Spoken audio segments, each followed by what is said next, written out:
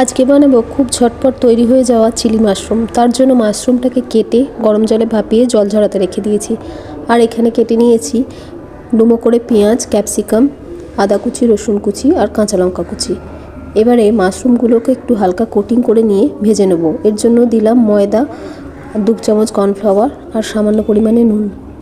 এবারে কড়াইয়ে তেল গরম করে মাশরুমগুলোকে হালকা করে ভেজে নিতে হবে। মাশরুমটা তুলে ওই তেলের মধ্যেই কুচো করে রাখা রসুন কুচি, কাঁচা লঙ্কা কুচি আর আদা কুচিটা দিয়ে দিলাম।